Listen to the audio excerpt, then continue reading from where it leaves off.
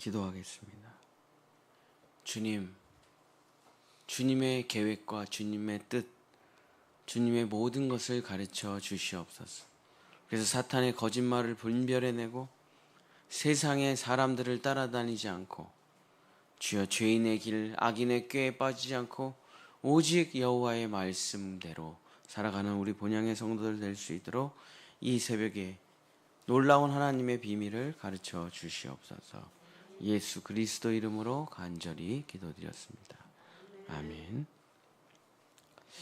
오늘서부터 다니엘의 말씀을 한 주간 전하게 됩니다.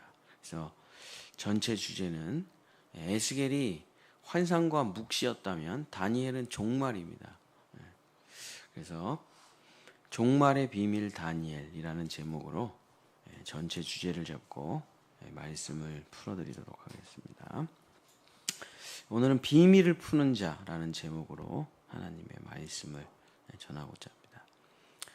묵시, 계시, 환상, 이상, 꿈 다 똑같은 말인데 영적인 세계를 말하는 거죠. 3층천의 세계를 말합니다. 여러분이 지금 모습 그대로 그 세계로 올라가면은 이게 도대체 뭔지를 몰라요. 예를 들어서 여러분이 어느 날 꿈을 꿨어요. 근데 너무 분명하고 선명해. 근데 그게 풀어집니까? 못 풀죠. 왜냐하면 우주에 꽃들이 날아다니고 그 꽃 속에서 에너지가 나와가지고 막 거기서 돈이 떨어지고 막 이런 식으로 돼 있잖아요. 꿈이라는 게. 꿈이라는 건 과학적이지가 않아요. 논리적이지가 않아요. 꿈이라는 건 인과관계가 없어요. 시공간이 없어요. 그러니까 이게 꿈을 꾸고 정신을 차리면은 그게 해석이 안 된단 말이에요. 이게 뭔 뜻이야. 근데 아무리 하나님이 꿈을 줘도 그걸 해석해내지 못한다면 아무 의미가 없는 거예요. 마치 말을 못 알아듣는 어린아이와 같아. 말을 아무리 얘기를 하면 뭐예요? 못 알아듣는데. 그죠? 우리 유치원 아이들한테 미분을 아무리 설명한다고, 적분을 아무리 설명한다고, 탄젠트, 코사인을 어떻게 설명하겠어 그거를. 그래서 묵시나 환상과 이상과 계시를 갖는 것도 너무 중요하죠. 근데 문제는 그걸 풀 줄 알아야죠. 풀 줄. 그러니까 묵시가 풀어지면 그걸 종말이라 그래요. 이 묵시가 무슨 뜻인지 알겠다. 그럼 그게 종말론이 되는 겁니다. 이게 이렇게 돼서 이렇게 저렇게 되는구나 하고 풀어지면 그걸 종말론이라 그래요. 근데 에스겔이 묵시에 가깝다 그러면 다니엘은 종말에 가깝습니다. 그래서 묵시와 종말이 우리 안에 함께 있어야 하나님의 비밀이 완전히 깨닫게 되는 거예요. 그래서 그 비밀을 푸는 자의 이야기가 바로 다니엘서가 되는 거죠. 그래서 다니엘서를 여러분이 말씀을 읽어갈 때 꿈을 꾸는 자가 되시고 꿈만 꾸면 뭐예요? 맨날 꿈만 꾸면 뭐예요? 그 꿈이 어떻게 되는 건지를 알아야 내 인생을 거는 거죠. 그죠? 어디에 기업이 100년 후에 어디 기업이 세계 제1의 기업이 될지를 알면 여러분 전 재산 거기다 넣겠죠. 어떤 택시기사가 있었는데 그때 뭐 삼성전자가 뭐 몇천 원이었대나? 자기 전 재산을 삼성전자에 넣었대요. 그분이. 그래갖고 지금 뭐 재산이 400억이 넘는다고 그러시더라고. 그런 걸 내가 안다 그러면 올인하죠. 올인. 근데 하나님은 절대로 어둠 가운데 여러분을 두시면서 네가 인생 알아서 살아. 그런 분이 아니에요. 하나님은 자기의 모든 비밀을 다 가르쳐 주신다 이거예요. 근데 문제는 뭐냐? 왜 나는 모르냐 이거 그거를. 왜 미래를 왜 난 모르냐 이거예요. 그 이유가 있어요. 그게 다니엘서에 다 나와 있습니다. 자, 다니엘은 대충 성경에 정확히 나와 있지 않지만 학자들의 추측으로 한 10대 정도의 이제 나라가 망해서 바벨론 포로로 끌려갔어요. 어른이 돼서 끌려가도 힘든데 10살 정도, 10살 어근 정도에 되는 아이가 끌려갔으니 차라리 어린이, 아싸리 아기면은 좀 덜 힘들 수도 있는데 10대 청소년 중학교 2학년짜리가 거기를 끌려갔으니 얼마나 괴롭겠어요. 그래서 다니엘과 그 친구들 똑똑하고 영특했던 그 아주 좀 좋은 가문의 자녀들이었나 봐요. 걔네들이 이제 끌려가갖고 걔네들은 어떤 일을 하게 됐냐면 왕의 책을 관리하고 왕의 지혜를 관리하고 왕의 점성술을 관리하고 그러니까 왕이 뭘 물어보면 대답해주는 지금으로 치면은 차관들이죠. 차관. 장관은 낙하산들이니까 아니고 차관들이죠. 아주 똑똑한 사람들이에요. 대한민국에 아주 똑똑한 사람들은 다 차관급으로 있겠죠. 늘공으로. 그런 자리로 이제 전 세계 모든 인재들을 다 데리고 와서 바벨론 느부갓네살이 자기의 차관들로 쓰는 거예요. 야, 별이 왜 저러냐? 그럼 쫙 설명하고. 야, 비가 왜 이렇게 많이 오는 거야? 그럼 쫙 설명하고. 야, 내일 날씨가 어떨 것 같아? 그럼 쫙 설명하고. 거기에 이제 준비 훈련생으로 다니엘이 끌려간 거죠.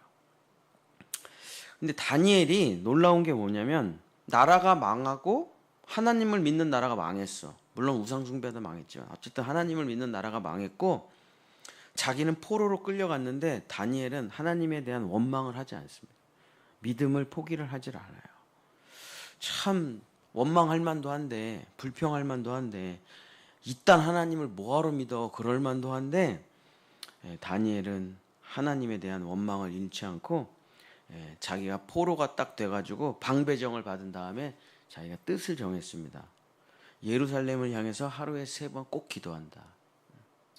그리고 우상 숭배했던 음식들과 고기들과 포도주는 각종 화려한 음식은 먹지 않는다 하면서 오직 과일과 채소만 먹기로 뜻을 정합니다. 다니엘 1장 8절. 다니엘 1장 8절. 다니엘은 뜻을 정하여 왕의 음식과 그가 마시는 포도주로 자기를 더럽히지 아니하리라 하고 자기를 더럽히지 아니하도록 환관장에게 구하니. 그래서 내가 비록 노예고 포로로 끌려왔지만은 나는 내 자신을 더럽히지 않으리라 하는 뜻을 정했어요. 어제 예영이하고 같이 밤에 학교 끝나고 같이 차를 타고 왔는데 청소년 아이들을 미래에 방황하는 청소년 아이들을 지도하는 심리치료사가 될까? 뭐 이런 생각을 한다 그러더라고요. 그래서 목사님이 평생 심리치료했는데 쉽지가 않아. 가정이 파괴되어 있는 애들한테 야 똑바로 살아라 그런다고 걔가 똑바로 살 수 있는 게 아니야. 쉽지가 않아. 왜냐하면 그 가정이 파괴되어 있기 때문에 내가 얘를 아무리 위로하고 다시 돌려보내면 아빠가 술 먹고 때려요. 엄마는 마약해. 얘가 집으로 돌아가서 그게 회복이 안 돼요. 그러니까 맨날 그걸 똑같은 걸 반복할 수밖에 없어요. 그게 이제 심리치료의 한계인데 그래서 너는 그냥 심리치료사가 되지 말고 영적인 치료를 같이 해야 된다. 기왕에 할 거면은 영을 살려야 된다. 영을 살리면은 이런 일이 일어나요. 부모가 좀 안타까운 환경에 노출돼 있을 수 있어요. 그러나 나도 알코올 중독자가 되지 않겠어 하고 자기를 더럽히지 않을 수 있는 그런 힘은 영적인 힘이에요. 그건 심리치료로 되는 게 아니에요. 복음으로 되는 거예요. 복음으로. 그래서 제가 이제 심리치료를 때려치고 복음을 전한 이유가 얘를 자살하지 않게 잠깐 막아놓을 수는 있을지 모르는데 아니 그 환경이 그대로인데 뭘. 얘 스스로 그 환경을 돌파하고 이겨낼 수가 없어요. 그럼 어떻게 해야 되냐? 영이 회복되지 않는 이상은 안 돼요, 그게. 근데 다니엘은 성령이 충만한 사람이었기 때문에 바벨론의 포로로 던져놔도 나는 나를 더럽히질 않아. 나는 나를 무너뜨리지 않아. 나는 나를 훼손시키질 않아. 그래서 그냥 창문 열어놓고 하나님께 기도하고 말씀 보고. 자, 더럽힌다는 말이 히브리어로 가알이라는 말인데 가알이라는 말은 정확하게 말하면 레위기의 율법을 지킨다는 말이에요. 그래서 그거를 지키지 않으면 부정해지는 거예요. 쉽게 말하면 레위기 정결법인데 그 레위기 정결법은 뭐냐면 부정한 것과 접촉하면 부정해진다는 게 레위기 정결법의 핵심이에요. 그래서 부정한 사람은 만나면 안 돼요. 부정한 사람이 나한테 잘해준다 그래서 그 부정한 사람을 계속 만나잖아요. 엄청 영향받습니다. 여러분이 나는 다단계 가도 다단계 안 할 수 있어. 거짓말이에요. 몇 번 들으면 빠진다니까요.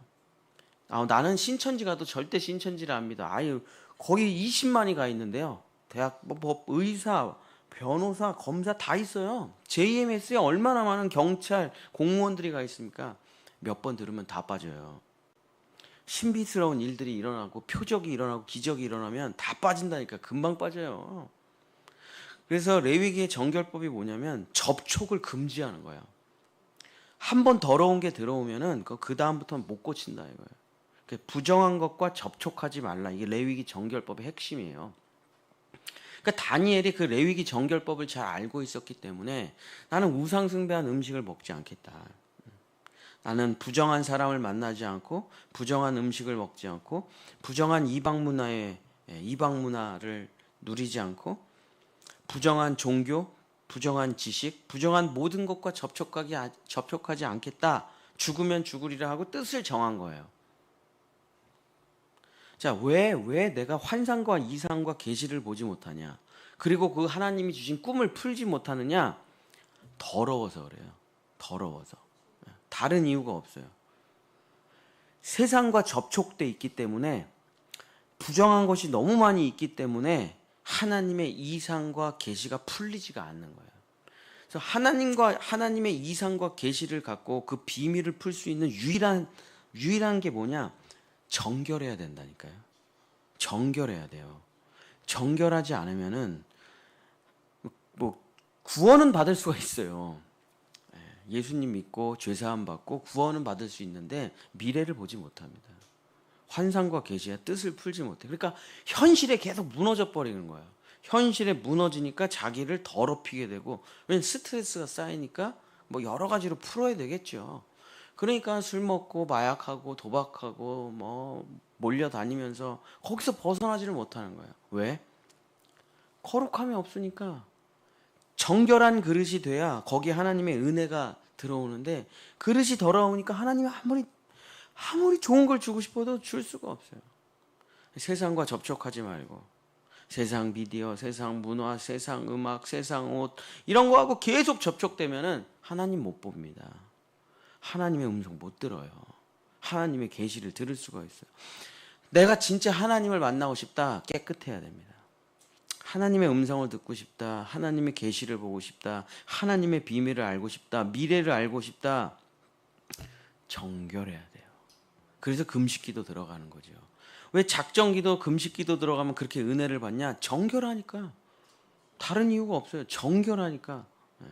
그러니까 하나님의 것이 계속 채워지는 거죠. 세상과 끊고 홀로 골방에 들어가서 정결해지면 비밀이 풀어질 수밖에 없죠.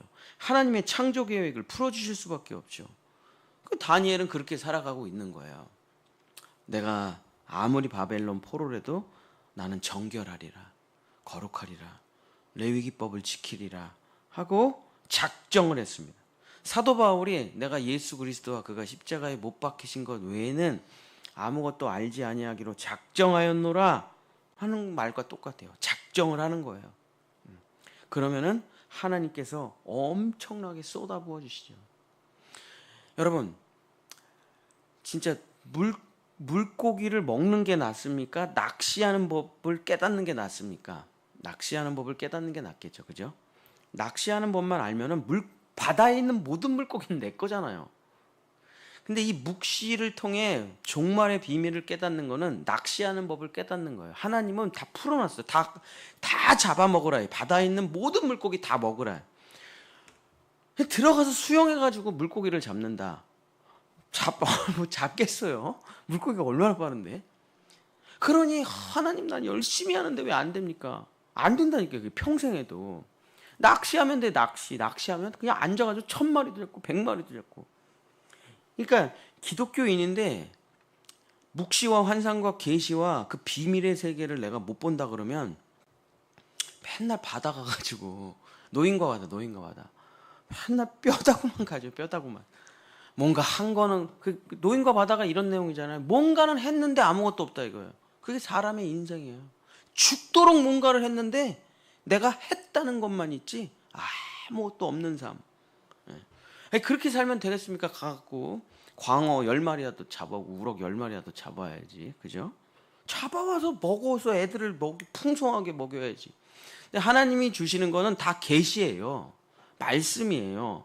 뜻이에요. 그렇잖아요. 하나님 무슨 하늘에서 돈을 떨어뜨리는 게 아니잖아요. 예? 미래를 열어주시고 계시를 열어주시고 뜻을 비밀을 가르쳐 주시는 거예요. 근데 그 다니엘이 거룩하니까 계시가 열리기 시작하는 거예요.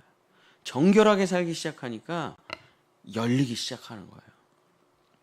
그래서 다니엘은 에스겔이 묵시의 사람이라 그러면 다니엘은 그 묵시를 다 푸는 사람이에요.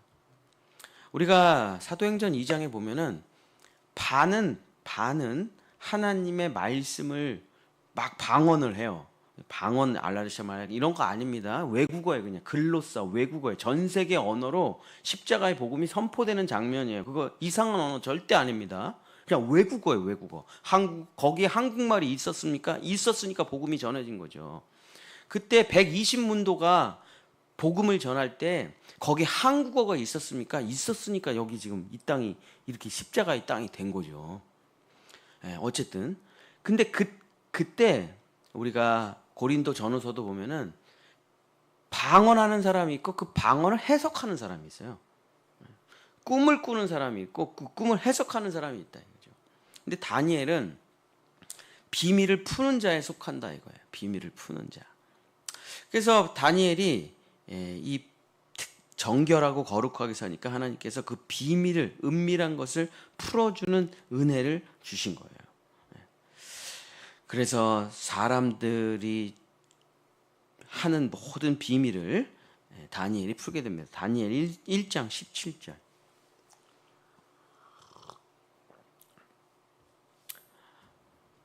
하나님이 이 네 소년에게 학문을 주시고 모든 서적을 깨닫게 하시고 지혜를 주셨으니 다니엘은 또 모든 환상과 꿈을 깨달아 알더라. 제가 아는 목사님이 계신데 지리산에 있는 노우호 목사님이라고. 그분이 부인이 암으로 죽었어요. 그래갖고 너무 상심하면서 성경을 읽다가 뭔가를 깨달았어요. 이렇게 아무 음식이나 막 먹으면 안 되겠다. 그래가지고 성경의 창조적 음식을 완전히 싹 공부를 하셔가지고 교회에 선포를 한 거예요. 우리 오늘서부터 거기가 샤론 교회인데 마산에 있던가. 우리 교회는 부정한 음식은 먹지 않습니다. 하고선 1년 내내 엄청 그냥 잔소리를 하셔가지고 교회가 부정한 것을 안 먹었대요. 콜라, 사이다 막 이런 거를.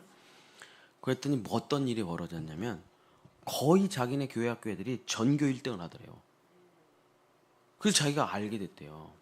뇌를 맑게 하는 유일한 비결은 깨끗한 음식을 먹어야 된다는 거예요. 피가 잘 돌아야 뇌가 깨끗해진다는 걸 알게 돼갖고 공부를 그냥 조금만 해도 애들이 엄청 성적이 올라가더래요.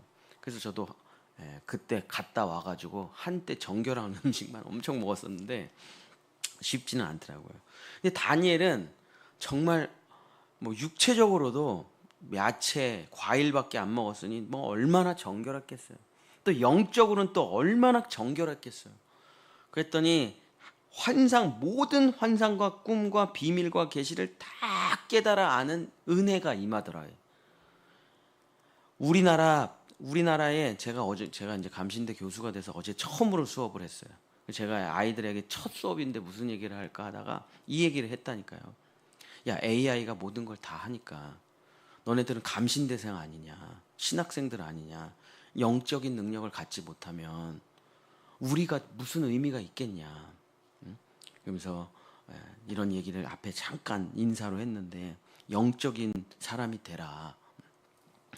우리 다음 세대들이 영적인 다니엘과 같은 영적인 사람들이 되지 못한다면 우리나라는 희망이 없죠.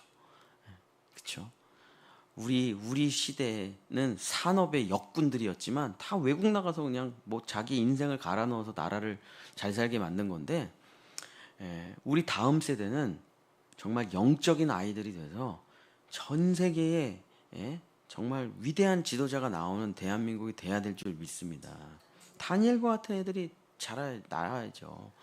세상에 뭐 동성애니 뭐 음란이니 문신이니 무슨 뭐 이상한 돈, 섹스, 권력에 미친 애들이 아니라 게임 중독 뭐 이런 애들이 아니고 쾌락주의 뭐 SNS 이런 거에 미친 애들이 아니라 하나님의 놀라운 신비로운 비밀을 아는 애들이 나와야 이 대한민국이 살 수가 있다. 근데 그 바벨론이 당대 최고의 나라인 바벨론에 얼마나 위대한 사람들이 몰려 있겠어요. 근데 다니엘 한 사람을 이길 수가 없어요. 다니엘이 IQ가 좋아서 그런 게 아닙니다. 다니엘이 정결했기 때문에, 거룩했기 때문에 하나님께서 다니엘에게 그 비밀을 쏟아부으셨기 때문에 그래요. 그러니까 거룩함이, 정결함이 모든 것을 푸는 열쇠가 되는 거예요. 자, 다니엘 2장을 읽어보면 은밀이라는 말이 8번이 나옵니다. 8번. 다니엘 2장 18절. 은밀한 일에 대하여. 다니엘 2장 19절. 이 은밀한 것이 밤의 환상으로 다니엘에게 나타나 보이매. 다니엘 2장 22절. 깊고 은밀한 일을 나타내시고 어두운 가운데 있는 것을 아시며 또 빛이 그와 함께 있도다. 다니엘 2장 27절. 은밀한 것을 지혜자나 술객이나 박수나 점쟁이나 능히와 함께 보일 수 없다. 은밀한 것을 어떤 사람도 풀지 못해요. 다니엘 2장 28절. 은밀한 것을 가르쳐 주시는 이는 하나님밖에 없다. 하나님이 다 가르쳐 주시는 거예요. 2장 29절. 은밀한 것을 나타내시는 이 2장 30절. 은밀한 것을 나타내심은 다니엘 2장 47절. 은밀한 것을 나타내셨으니 은밀한 것을 나타내시는 이시로다. 이게 기독교인의 위대한 능력입니다.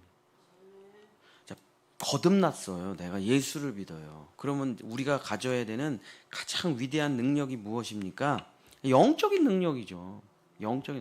마음은 심리학자들이 더 잘해요, 우리보다. 육체적인 거는 물질, 화학, 과학 뭐 이런 거는 세상에 카이스트 애들이 더 잘해요. 우리 못 따라갑니다. 근데 그리스도인들이 인류 역사 가운데 세계를 지도하고 선도했던 유일한 능력이 뭐예요?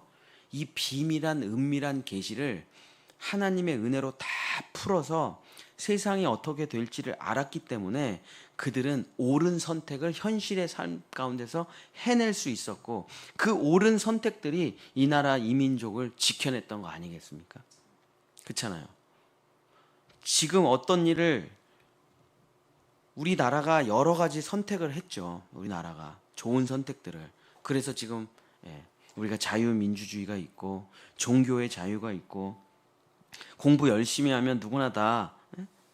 우리 교수님이 이런 얘기를 하시더라고요.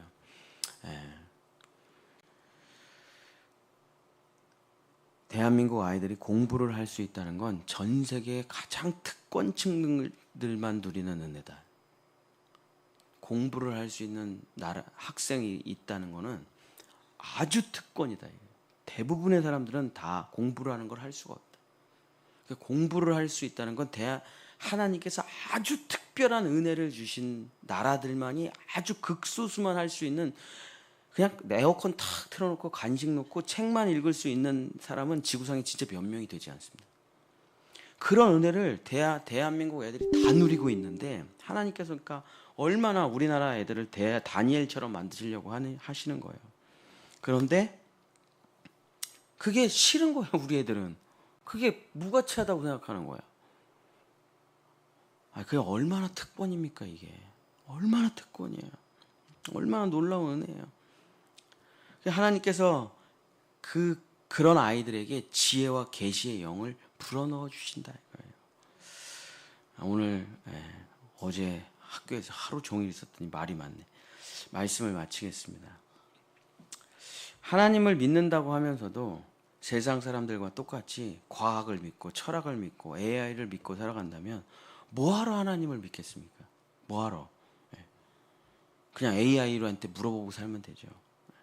그러나 그리스도인의 가장 위대한 능력은 감춰진 것을 열어내고 은밀한 것을 나타내고 보이지 않는 것을 보고 들리지 않는 것을 듣는 하나님의 영적인 능력, 바로 묵시와 종말을 가지는 것이 바로 하나님이 그리스도인들에게 주시는 가장 위대한 선물이다. 묵시와 종말이 있는 사람들은 절대 사탄의 거짓말에 속지 않고 세상 사람들에게도 속지 않고 오직 하나님의 계시로 살아갈 수 있다. 사랑하는 본향의 성도 여러분, 다니엘처럼 거룩하고 정결하셔서 모든 비밀을 푸는 여러분이 되시기를 예수님의 이름으로 간절히 축복합니다. 기도하겠습니다. 하나님 아버지, 이제 우리에게 계시를 주시고 묵시를 주시고 환상을 주시옵소서. 그리고 그것을 다 풀어내어서 하나님의 뜻을 알게 하소서. 하나님의 놀라운 역사를 시작과 끝을 다 알게 하소서. 모르는 것이 하나도 없게 하소서. 그래서 세상 가운데 방황하고 헤매지 아니하고 하나님께서 펼쳐주는 하나님의 나라와 그 뜻을 살아나는 하나님의 사람들 다 돼서, 비록 다니엘이 포로였지만 바벨론 전체를 지배하듯이, 비록 요셉이 노예였지만 애굽 전체를 지배하듯이, 주여 이 대한민국의 영적인 우리 다음 세대들이 많이 태어나 하나님 영적인 놀라운 나라가 될 수 있도록 축복하여 주시옵소서. 여호와는 내게 복을 주시고 너를 지키시기를 원하며 여호와는 그 얼굴을 내게 비추사 은혜 베푸시기를 원하며 여호와는 그 얼굴을 내게로 향하여 드사 평강 주시기를 원하노라.